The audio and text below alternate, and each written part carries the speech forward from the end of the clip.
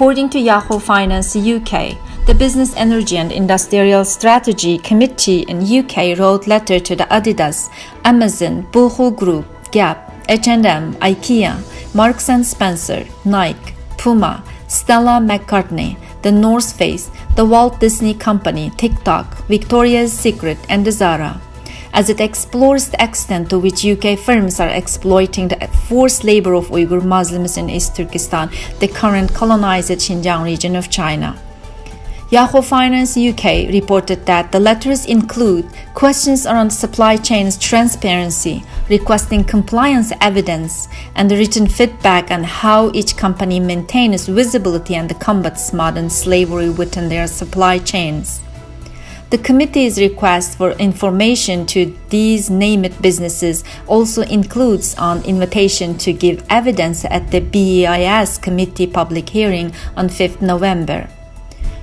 Governments are considering about Uyghur forced labor after an Australian think tank early this year found that 80,000 Uyghur women are forced to move out of East Turkestan and work in factories in Chinese cities. However, there is a difficulty to root out forced labor in Chinese supplies.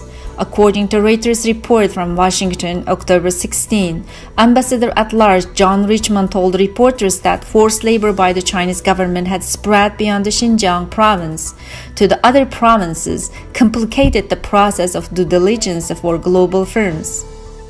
Uyghur activists and organizations protesting worldwide to stop genocide in East Turkestan.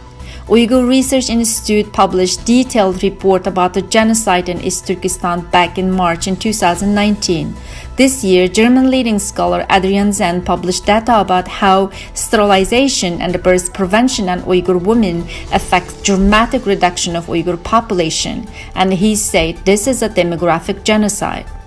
International Parliamentary Alliance on China co-chair Garnet Genius is a member of the Canadian Parliament, also Canada's Shadow Minister for Multiculturalism and also for Canada-China relations, opened hearing last month in Canadian Human Rights Committee about China's genocide. However, governments around the world are very careful about using the word genocide.